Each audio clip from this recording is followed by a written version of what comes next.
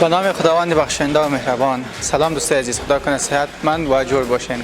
مطلع شنواری هستم و امروز به یکی از کلپ‌های به شهر کابل آمدیم، به یکی از کلپ‌های مبارزات آزاد.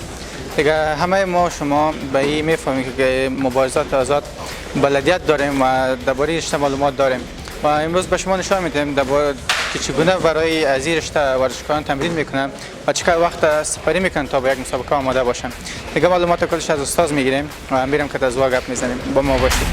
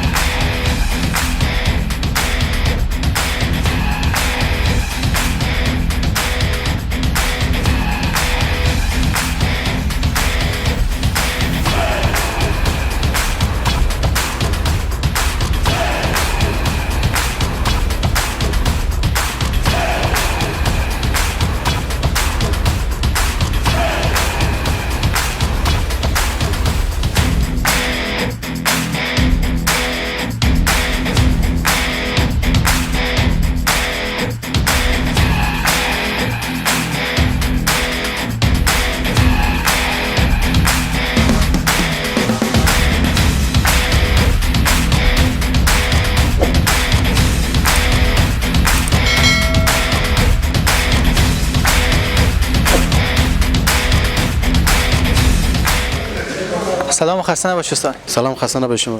زنده باشید. تشکر. استاد اسم شما و از کدام ولایت هستین؟ به نام خدا استاد شاه فریزاده هستم، یک تن از مربیان کمپ ورزشی رزمندگان. من خودم از ولایت کابل می باشم. خوب گپ است. ماشاءالله. چقدر وقت شد که اینجا تمرین میتین شما؟ من اینجا مدت 10 سال میشه که تمرین میتم. 10 سال میشه تمرین میتین و چقدر شما تمرین کردین؟ من خودم مدت 15 سال تمرین کردم، رشته مختلف. رشته مختلف مثلا کیک بوکس، پهلوانی، فری فایت، مبارزات آزاد. درباره مبارزات آزاد کم معلومات بدین. رشته مبارزات عبارت از رشته مختلط ورزشی می باشد که چندین رشته های مختلف تشکیل شده است که عبارت از بوکس است، پهلوانی، جوجیتسو و چند رشته های دیگر. کدام رشته در بین نزی زیاد مهم است در مبارزات آزاد؟ در رشته مبارزات که است همه رشته مهم است. زیادتر که است پهلوانی و بوکس کرول مهم داره و سب نشان. درباره قانون مبارزات آزاد بگین. رشته مبارزات که است قوانین زیاد داره. دیگه ما کدوم برای شما بگیم قوانینش، کدوم قوانین برای شما بگیم؟ مثلا از لحاظ فعال بگین و از لحاظ که یک بازیکن کدام چیزا باید رعایت کنه. ورزشکارا باید قوانین زیاد رعایت کنه. مثلا چه رقم؟ چند تاش که مهم باشه در داخل مسابقه؟ در داخل مسابقه که است که مثالش در مسابقه آماتور که است مثالش که میکنن قوانین داره که مثالش نیکیک، البو این چیزا نیست. و در مسابقات پروفشنال ما که است نیکیک، البو این چیزا که است آزاد میباشد. شما چند مسابقه کردین؟ من خودم در رشته مختلف مسابقه کردم، در مسابقات کبوس کردم، تیم ملی، نوجوانان، جوانان و در پهلوانی و در فری فایت مسابقات زیاد کردیم. به نظرتون کدام رشته زیاد سخت است؟ رشته فری فایت بسیار رشته ثقیل است، هر کس نمیتونه که رشته فری فایت تمرین کنه. خشن است؟ بله خشن است. چطور ورزشکارانش هم خشن است؟ خشن که نباشه رشته فری فایت تمرین کنه نمیتونی. خب بسیار خوب. تو داخل میدان تنها خشن نباشی یا بیرون هم است؟ نه، در داخل میدان، داخل شدی باید خشن باشی، در بیرون بسیار پردبار باشی. درباره سفرهایتان برای ما بگین. سفر مسابقات خارجی ندارم من. داخلی زیاد دارم. دیگه مسابقات خارجی که از بعضی مشکلات ها که از بازو خاطر در وقتای نزدیک در سازمان MFC امرای ایرانی یا پاکستانی در سازمان MFC ما خودم جوره شدیم در وزن 75 کیلوگرم. ان شاء الله که پیروز میشین. زنده باشین، بخیر باشین. و با یک مسابقه چقدر وقت تمرین میکنین؟ با یک مسابقه تقریبا 2 ماه یا 3 ماه آمادگی میگیریم. 3 ماه؟ 2 ماه یا 3 ماه. بله. عرضی کردین؟ بله عرضی کردیم. ما دولت دارم. بسیار خوب. استاد محترم، اگر درباره شاگردانتان بگین چند شاگرد شما تمرین میتین؟ تقریبا ما 3 تایم داریم. تایم صبح، تایم دیگر، تایم شام. در تایم تقریبا 50 60 نفر می باشه. و در رشته مبارزات آزاد در وقتی که دو مخالف در بین خود مندازن، از کدام لحاظ مندازن؟ از لحاظ وزن یا از لحاظ ریکارد؟ از لحاظ ریکارد مندازه. از لحاظ ریکارد؟ بله، ریکارد و وزنشان، که وزنشان همسان باشه.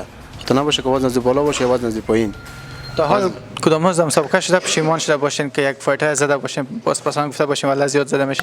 نه دیگه چی برشتی مسابقه که از برد باخت داره دیگه.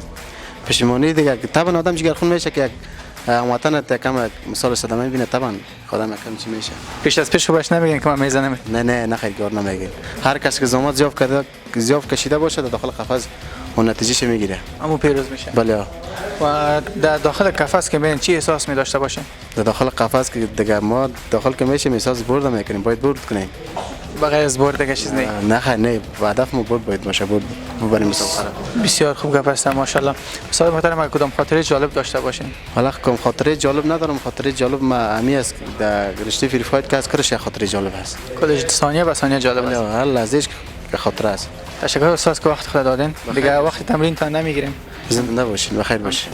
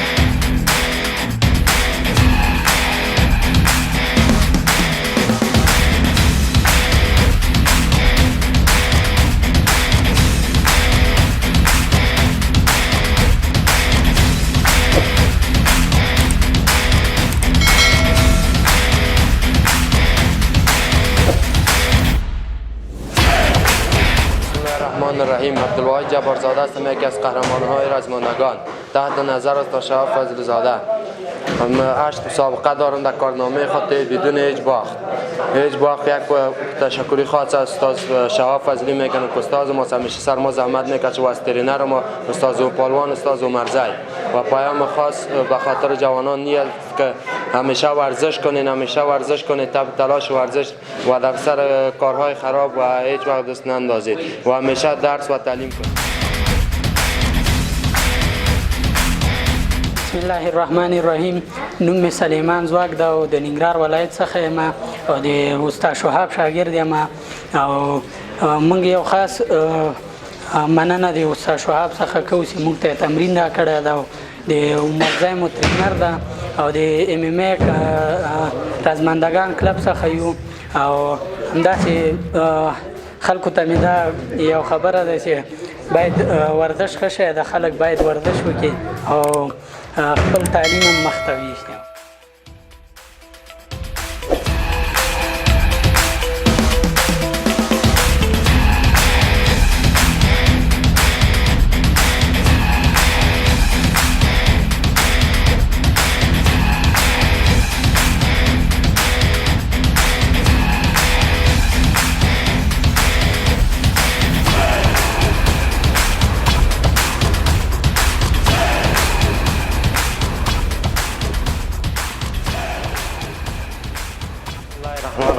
محمد شعیب فضل‌زاده تو میکنم از قهرمانان استاد شهاب فضل‌زاده در کمپ رزمندگان. مدت 6 سال میشه تمرین میکنم پیش استاد شهاب فضل‌زاده و 6 برد دارم بدون باخت و یک تشکری خاص میکنم از استادم استاد شهاب فضل‌زاده و ترینرم استاد مرده یک پرست و تمام کلا.